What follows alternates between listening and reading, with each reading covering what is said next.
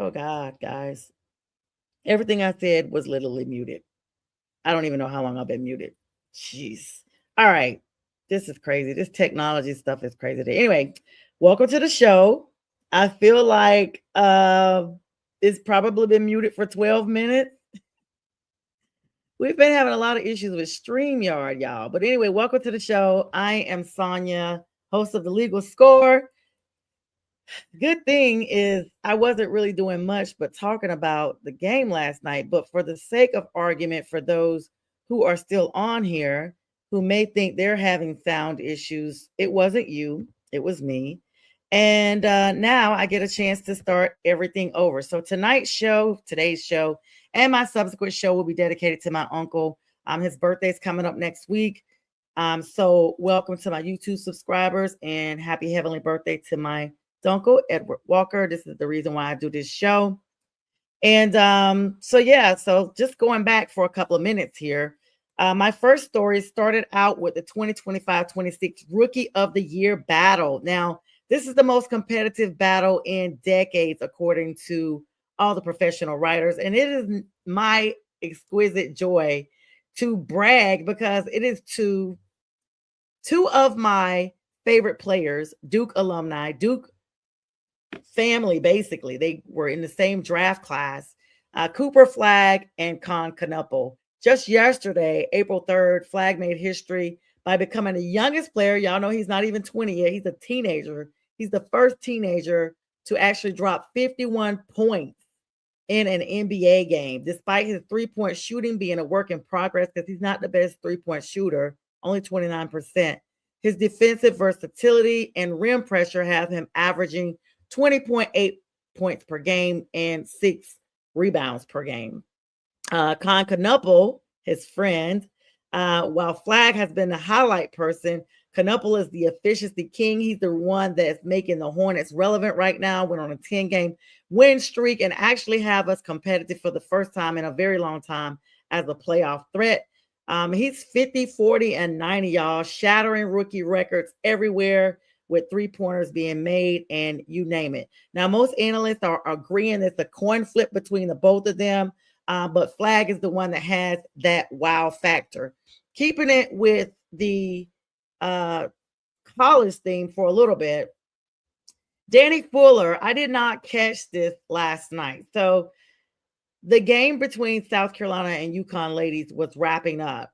And I saw the comments coming in, but I was kind of in the middle of addressing something else. Saw Danny's comment about Gino not shaking Coach Dawn Staley's hand. And then didn't see anything else except for the fact that South Carolina had upset UConn. Everybody and their mama had UConn winning it, except for those of us who knew that South Carolina was the real deal Holyfield. So by them not being able to run it back, South Carolina, in my opinion, is a clear contender for this title.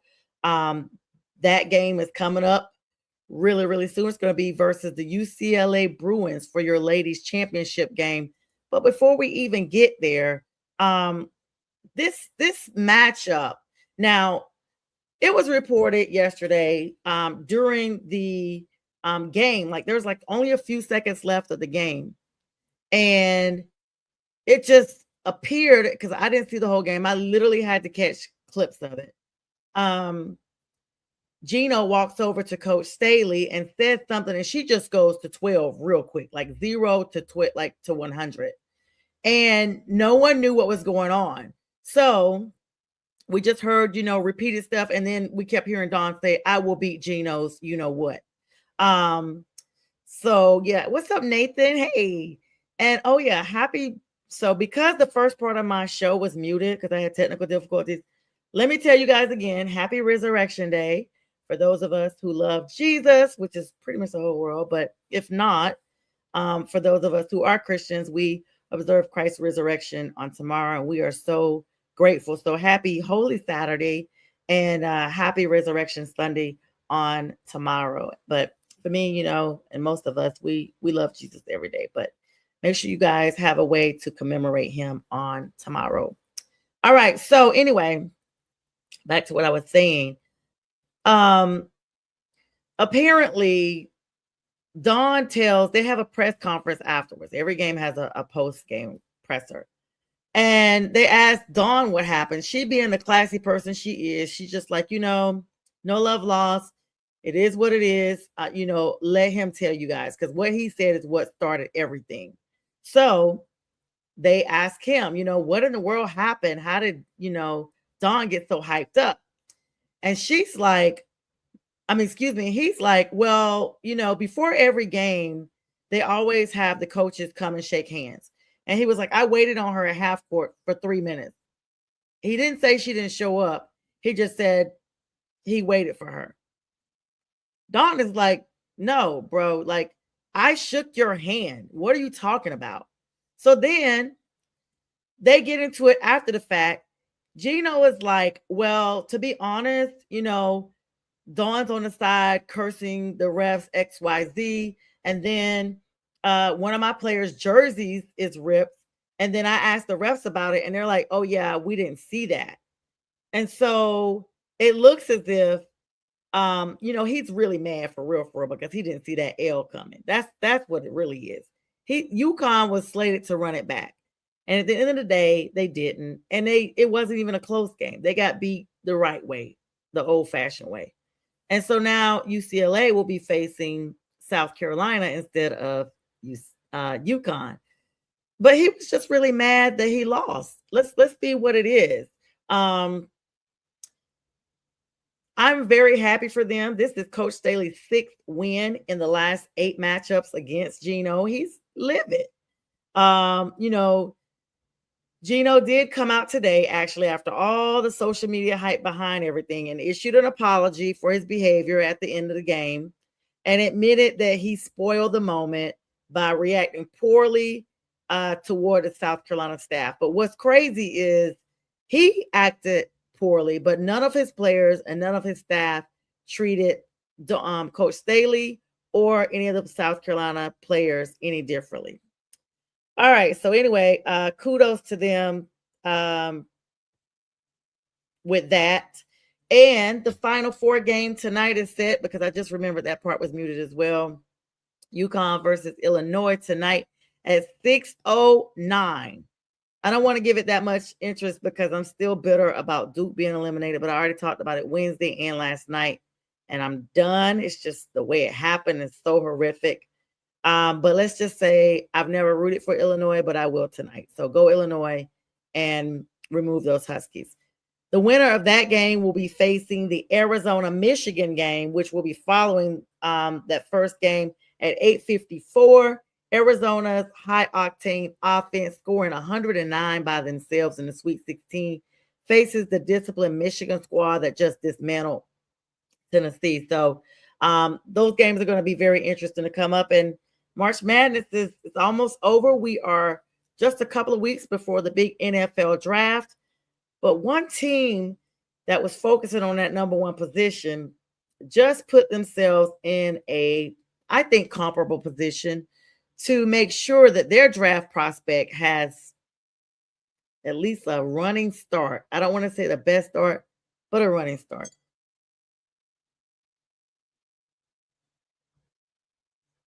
Fernando Mendoza is projected to go number 1 to the Raiders. And in that spirit, you know how hard it is to start a quarterback out of college. I always say it. First of all, the team they're going to is going to be the bottom of the barrel because they are the higher draft picks. And as a result, they're not going to be going to the best team. I really wish the NFL would mix it up like the NBA does and do lottery, like do a draft that you are casting lots to see who's going to get the draft pick. I don't think it's always fair that the teams that are ranked lower are the ones that are getting the higher draft picks. The reason why I say that is because we seem to see the same teams frequently in the top 5, top 7, at least top 10 slots. All they do is kind of pivot around here and there, but in the end, they're all there. Now, granted, a team can always switch out their, drafts for players or veteran players, what have you. Well, This person's agent, we talked about a little bit last night on Friday with the fellas, clearly has a slot in the Hall of Fame as the most decorated and accomplished agent in the league. And nobody ever says his name. That's the thing. I need to find out who his agent like really is. This person has now gotten another contract. It is none other than Kirk Cousins, and he is not your cousin. He is officially the $330 million man. His contract history is back in the spotlight. This time, the Raiders are bringing him in as a person to mentor Fernando Mendoza because they are predicted to get him. And it's funny, somebody put up a meme. They actually look alike, at least the way they have this picture done. Kirk Cousins got all that $180 million out of the Falcons. They still owe him about $8 million, and that's all they're paying. The Raiders are giving him a little bit here, a little bit there, whatever. But Kirk Cousins has officially passed $330 million in career earnings. He's clearly been able to leverage fully guaranteed contracts. That's the difference maker. And shorter term contracts, unlike almost any other player in league history, and not just in football, but everywhere. Let me give you guys a breakdown of Kirk's salary history. So I told you guys he's going to the Raiders. He just left the Falcons. Let me pull this clip up. He just left the Falcons, and I mean, he tells people, you like that? It's literally like, yeah, we do like that. Kirk started out with the Washington Commanders, $2,572,000, close to $573 for 4 years. Then he got $19 million again with them, another $23 million with them, and then he went over to Minnesota, and he got $84 million off the rip from the Vikings for 3 years.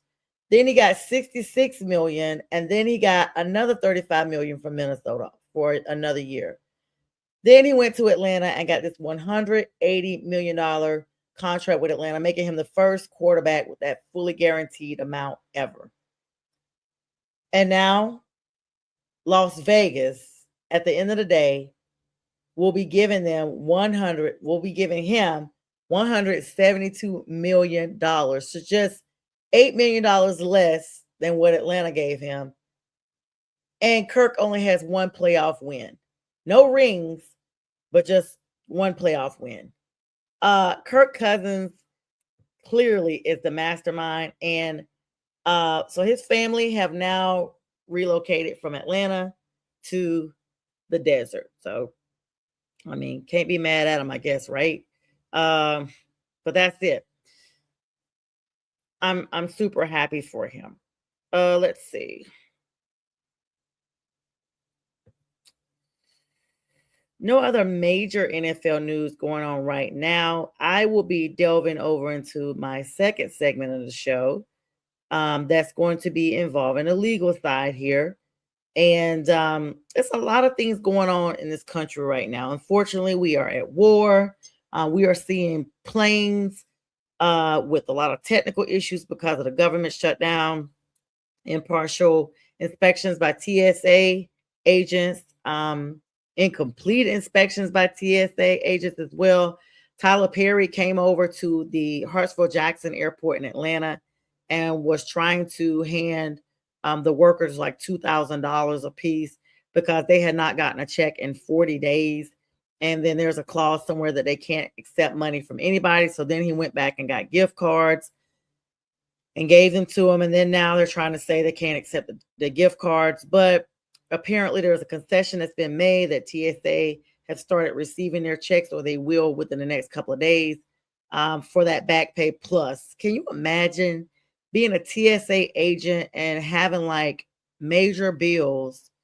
And I don't know how creditors are looking at this. If they know, that their client, their customer is a TSA agent and they have a mortgage and they're like, hey, I'm not able to pay this right now. As you know, the government's shut down.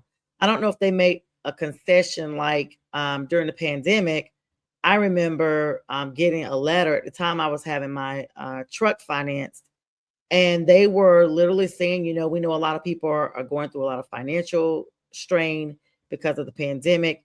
So therefore, if you're interested, we're willing to, I think they waived 6 months of your payment. And then they were like, but it will be tacked on, at the end of your loan or what have you.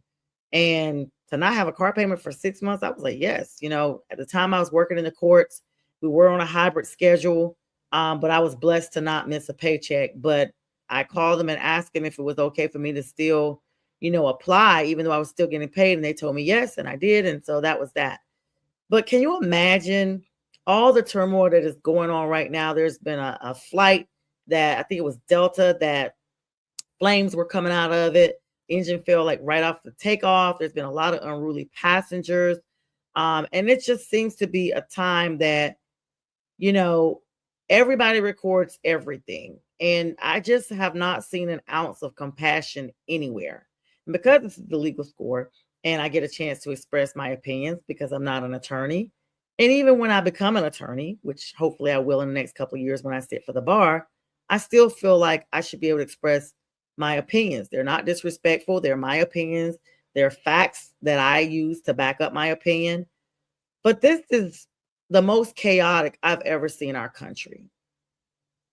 They always talk about a team, a family, whatever is always as strong as its leader. And so our country is led by the White House. And because there's so much turmoil going on right now there, it's a domino effect. It's trickling down to everybody. So this holiday season, this holiday weekend, I'm remembering that helicopter that has gone down over in Iran. They did find one of the pilots is okay. And it's just a lot of stuff going on with that. But congratulations to the Artemis spacecraft. Shout out to my frat brother Victor. They are making a trip around the moon. They were saying people that flew to Puerto Rico a couple of days ago had a bird's eye view from the sky because they saw the spaceship literally fly right past them. So what I'll do, guys, is I'm going to take a quick break and I'll come back. We'll talk a little bit of MLB and then we'll talk about that legal stuff that you guys been waiting to hear. We'll be right back.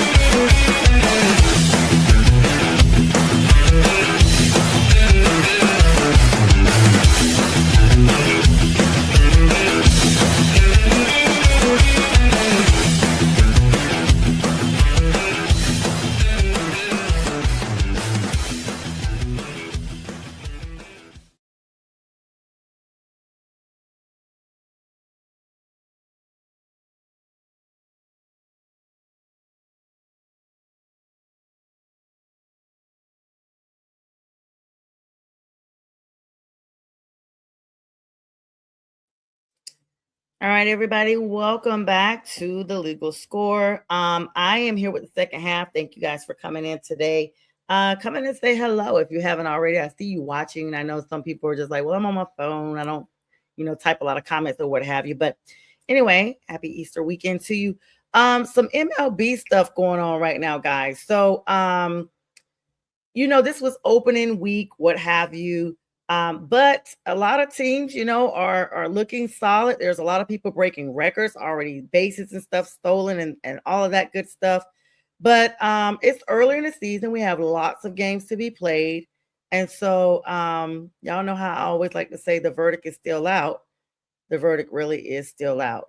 All right. So guys, let's hop over to this legal news real quick. Let me make sure I don't have anything missing.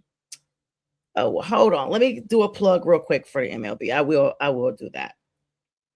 Um, I want to know what team you guys think is actually on track to win. Now, there's a pitching injury crisis. New data for this season is already showing that a lot of pitchers in MLB are having elbow surgeries at an all-time high.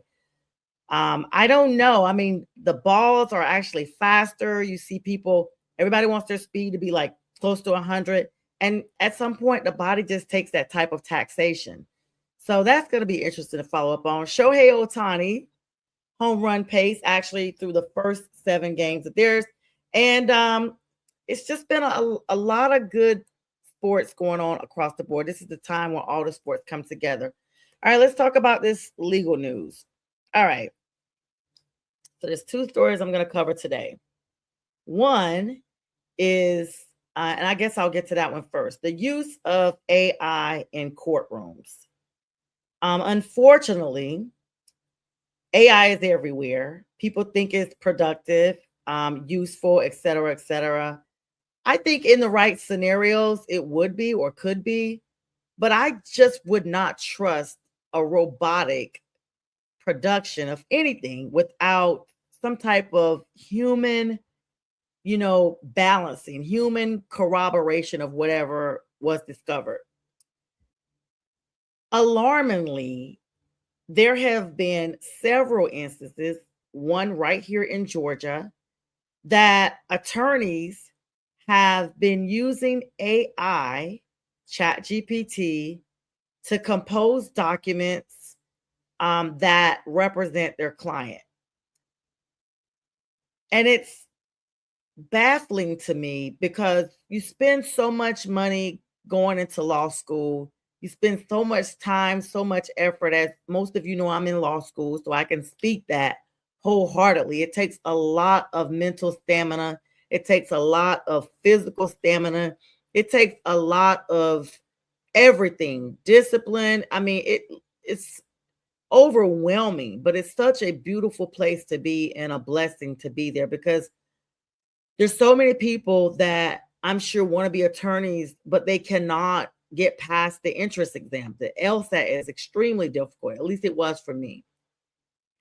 And in our country, even though in certain cities you may see a lot of brown, Black and brown people, African Americans, Hispanic, in the legal community, there are only a total of 5% of minorities. When I say that, I mean not like ethnicities. I'm saying like African American men and women that are attorneys. In fact, there's only 2% women nationwide and 3% men nationwide.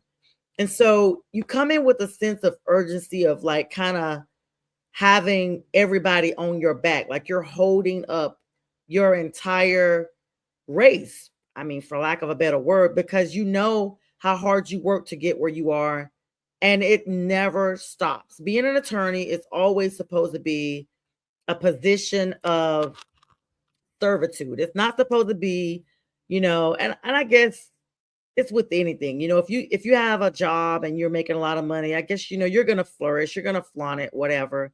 But it's a position of service because you are never to assert your own opinion on anything. You are always supposed to check everything against the law, no matter what it is, even when your personal opinion possibly conflicts with it. And to know that just the time and the effort and it's not about being intelligent, being in law school. It's just about being able to be analytical in a way like never before. And so when attorneys go through law school, and especially those who pass the bar on the first time, I applaud those because the bar is difficult.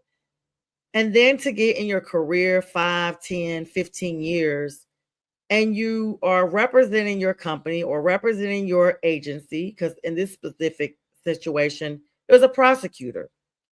There's a case that was on appeal for the Georgia Court of Appeals, and it's in Clayton County, Georgia. And the prosecutor, they live stream these things. They actually had a appellant because this young lady she did. They have video and everything. There was a gentleman that ran into someone, decided he was going to flee the scene. I'm just giving you guys a backstory of how we get to where we are. There was a gentleman that was African American here in the metro Atlanta area. He had an accident and he was fleeing the scene. He was an older gentleman. And she was just like, I'm going to be super saver. You know what? She already had her dash cam running and everything. She's not law enforcement, not anything. So she calls 911 and she's like, hey, this guy just crashed into these people, but I'm gonna run him down and get his tag. The 911 operator is saying, did you get a tag? She's saying, no, but I can get it. They're saying, we don't recommend you to do anything risky to get this tag. Let law enforcement handle it, basically, in so many words. She's like, no, I'm going to leave the scene. I'll come back and meet with the officers later. I'm going to go down. And so she is flying down behind this guy. Whatever happens, people are surmising that he actually had a medical situation that caused the first crash. And he possibly didn't even realize that he had actually hit someone. But she not only, I'm thinking, the story is going to say, okay, she causes him to have another accident. Oh, no. She chases him down with her car. They get into an argument and she shoots him and takes his life.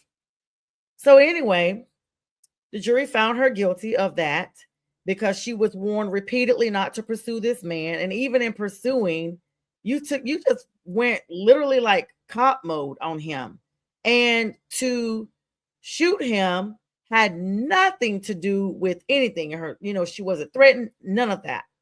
And so anyway, that case is now on appeal because they were trying to say some of the jurors were not prompted in the closing arguments. They were not instructed, is the proper way to say it. There's jury instructions at the end of a trial that the judge actually gives the instructions, and one error in the instructions can overturn a sentence. And so the defense was arguing, there was this specific instruction that they didn't know, the jurors didn't realize they could have. And so they just found her guilty of a higher charge when they really could have found her guilty of something lesser. So the prosecutor in Clayton County gets this motion for new trial, gets this motion to set aside. She drafts up this, motion to deny the motion for new trial. She uses these cases and they rule against her and they rule in favor of the defendant. So now the defendant gets this new trial, but then again, it goes to the Court of Appeals because that's systemically the way that it follows. Like you don't get something on one level, you go out. The Court of Appeals is the highest court that you can appeal to in Georgia and in most states. So during the finale of her presentation, the prosecutor's presentation, one of the appellate judges literally is like, okay, so basically there are 5 cases in this brief that simply don't exist. He didn't even sugarcoat it. He didn't say, we can't find them. We don't know what they tied to. He just said, look, they don't exist. They're not real cases. He said, on top of that, there's 3 other citations that are not the real citations to the cases that were listed. And then he's like, did you actually, were these cases still in the original motion that your office filed? So she's like, let me get back with you on that. Well, yesterday, probably, or maybe the day before, I just saw it on today's news. The main prosecutor for Clayton County's district attorney's office had written a letter to the Court of Appeals apologizing for this and stated that she never thought that she would have to write a letter of apology to the Court of Appeals for something of this magnitude. So, in other words, now this defendant, the issue doesn't become anymore, okay, she gets a new trial because the jurors were improperly instructed. She now possibly can get a new trial because the cases that, the cases that the prosecutor used were not real cases. And no one took the time on the state court level and Superior Court before it got to the Court of Appeals to even check those briefs. And I know a lot of attorneys get paralegals or legal assistants to draft things. I know. I was a paralegal before I started law school. But you have to go back and check this work. If your name and your bar number are on a document, the court doesn't care who drafted it. They don't care if the janitor in the courtroom drafted this document. If you signed it and your bar number's on there, you and you alone are responsible for the integrity of this document. And that's not the first case I've heard of. I just wanted to put it out there because it's just becoming so prevalent. I've heard about it in other states. I've heard at least 2 or 3 people in Georgia. And it just, I don't know. So, word to the wise, even people that are not practicing law, don't rely on ChatGPT to be your end all be all for anything you're composing to submit anywhere, because it will look good, it will appear, sound, and then on the surface it looks amazing, but once you start digging, you know how it is. You start digging on the dirt, can look nice and smooth outside. The grass is pretty. It's a flat, even level. It's like your yard. Once you start digging, everything becomes ugly and messy. So just don't do it. Don't do it. This next case, excuse me, is going to be of interest to y'all. Now, this is out of the state of California. There was a hospice center in California. Federal authorities actually arrested a married couple, Amalu and Gladwin Gill, along with 13 other people, including nurses, a chiropractor, and a psychologist, for a scheme that billed Medicare $7.45 million. This hospice actually triggered this investigation because they reported a staggering 97% recovery/survival rate over the last 5 years for patients that were supposed to be in hospice. I don't know about y'all, but I've had relatives and friends in hospice. And when you go to hospice, palliative care, things like that, it is end of life quality. Every now and then you probably do have that miracle, but 97% of your patients recovered is astronomically unimaginable. And that is literally the stupidest crime I probably have ever heard of in a long time.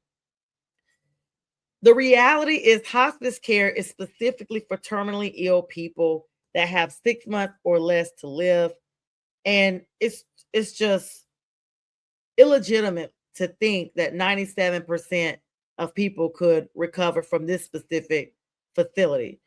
These defendants allegedly recruited patients who were not actually sick. They paid these patients $300 a month to pose as hospice patients. And this allowed the medical facility to bill Medicare for expensive end-of-life treatments that were not necessary, and they were never provided to anybody. This is a bust of a larger crackdown involving the feds, because another facility in California, this time Artesia, California, was cited for an 85% non-death discharge rate. The national average is significantly lower, like 10, 20%, way, way lower.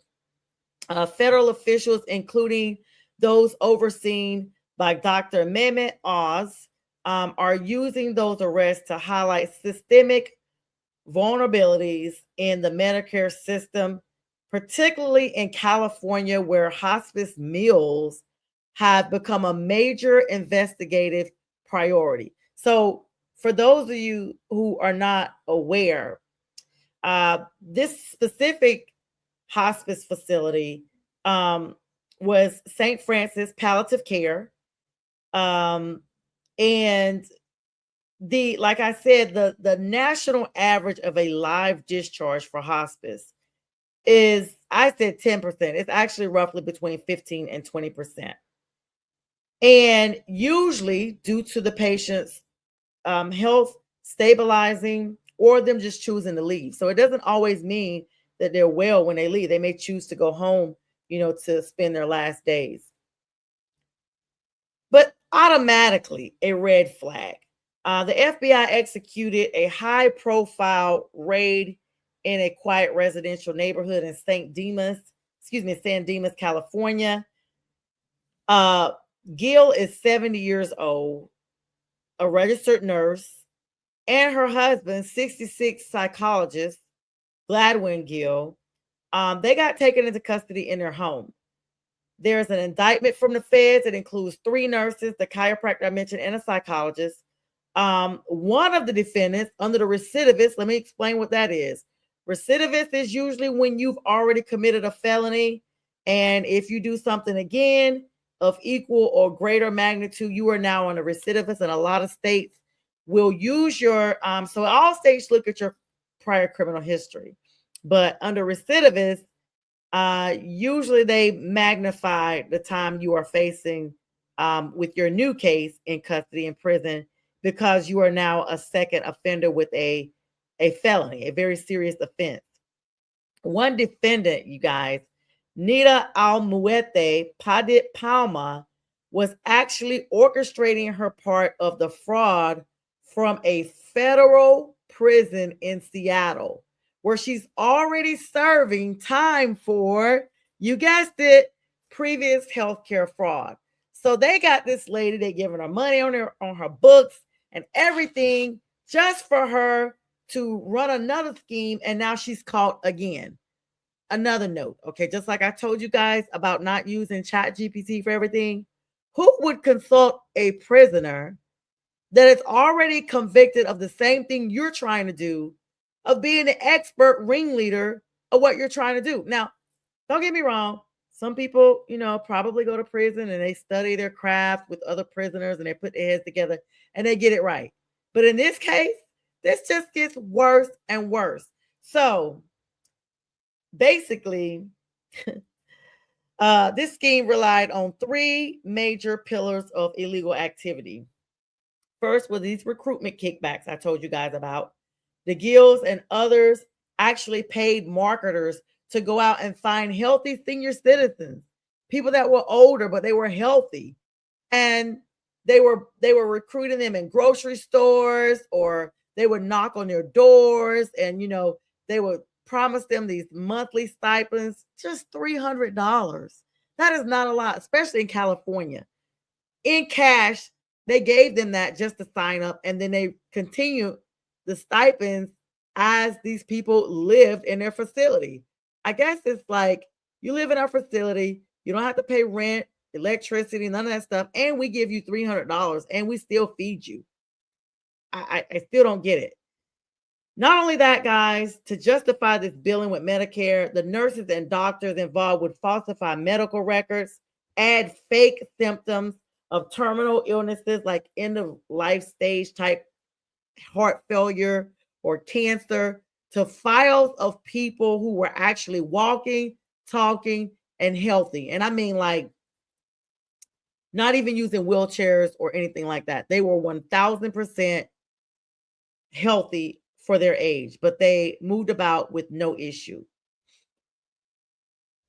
Medicare was billed for expensive, durable medical equipment, wheelchairs, hospital beds, and 24/7 nursing care that was never actually provided. So they would like order out, say they needed this money for this equipment. They were not buying these beds and stuff in there. They had regular stuff. So the DOJ, now Department of Justice, is like, you guys are not only fraudulently defrauding Medicare, but you're money laundering. Where is the money? They're not just looking for the event that will happen. They're like, where's the money? The Guilds alone billed Medicare for $5.2 million, while the entire group as a whole, y'all, $50 million in false claims. No one's getting out of jail. And with the husband and wife being in their late 60s, early 70s, that is life for them. Prosecutors are alleging that the Gills laundered the money through their hospice business to pay for international flights, high-end dining, and their own home mortgage, just living it up.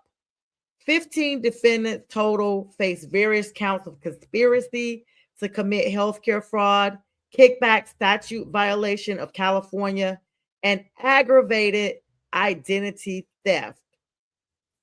This case has actually become a political lightning rod in California because investigators actually found a single 3-story office building in LA, excuse me, that had 89 different hospice companies registered to it. There's no way all 89 companies are there. They're using it for brick and mortar just to cover up their scheme.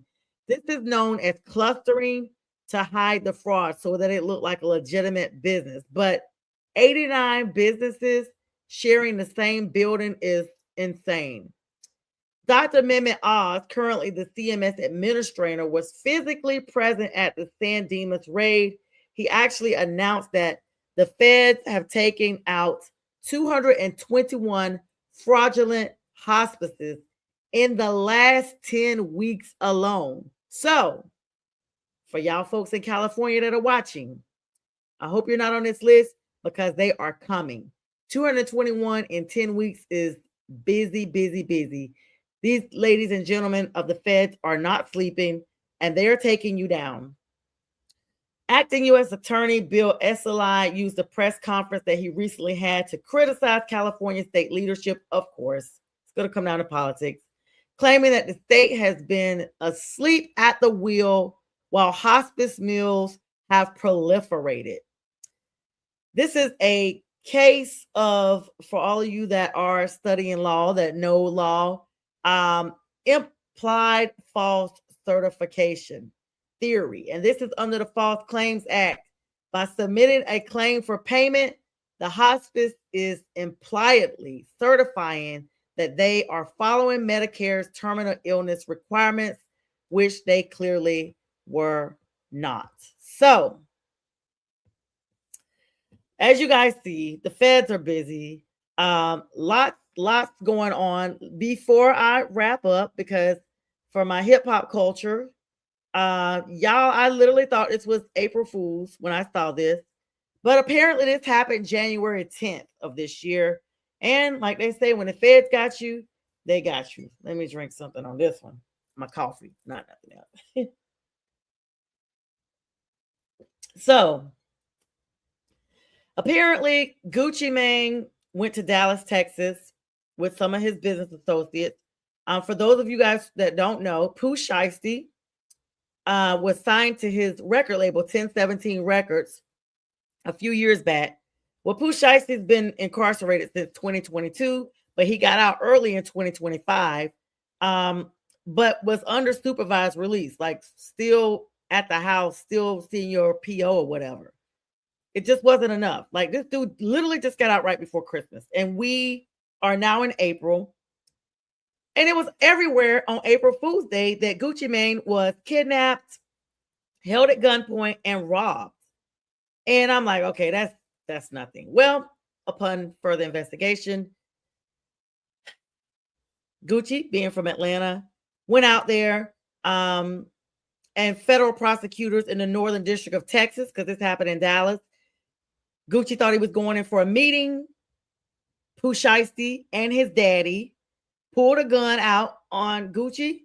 Some of Pooh Shiesty's other people had Gucci Mane to sign something. It looked like it was basically releasing Pooh Shiesty from the contract. Then they robbed him of his jewelry and some cash that he had.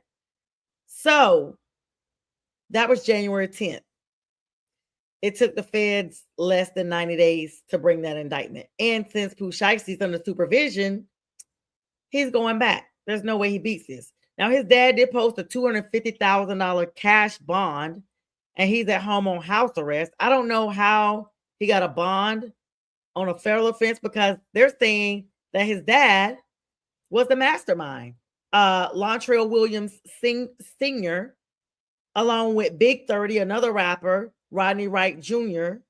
I mean, Gucci Mane, of course, Radrick Davis. It was all a business meeting, according to him, but this was labeled as an ambush and an armed takeover. Prosecutors are alleging that Pooh Shiesty brandished an AK-style firearm and forced Gucci Mane to sign the release from his recording contract at gunpoint. While Gucci was at gunpoint, some of his other constituents, it's not even constituents, y'all, that's political. Some of Pooh Shiesty's other folk robbed Gucci and his people of money, Rolex watches, and even took Gucci Mane's wedding ring that Keisha Kayor, his wife, got him, and a Louis Vuitton bag containing a wallet with a tracking device. So they want to make sure he wasn't even, there. One victim was actually reportedly choked, nearly unconscious in this ambush. 8 of the 9 suspects were arrested on April 1st, following FBI raids in Dallas, Memphis, and Nashville. Pooh Shiesty's father, like they said, he actually had some type of plan with this. And so this is specific intent within a federal jurisdiction. Because this crime actually happened involving a recording contract, which is interstate commerce, because all, Gucci's everywhere, and it happened in a place of business, federal prosecutors are pursuing conspiracy to commit kidnapping, which carries a potential life sentence. So from a contract law perspective, y'all know the fact that Gucci unreleased him or released him from his contract under duress, which would be the gun being out, is void because Gucci would not have signed that without being in fear for his life. So that's going to be null and void.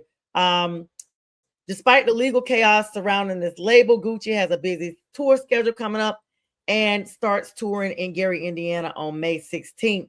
And so then his birthday bash is the week after that. But I mean, this is very wild, being a victim of his own signees and with such a violent takeover. But guys, that's all I have for today. I hope everyone has an amazing weekend and holiday tomorrow. Make sure you guys join us tomorrow morning, 8 a.m. for the Sunday morning sports show. And throughout, McGrath Podcast Network has shows for movie lovers, for sports lover, and everything in between. And with that, I will bid you guys all good day, and I will see you guys on next Wednesday. Be blessed.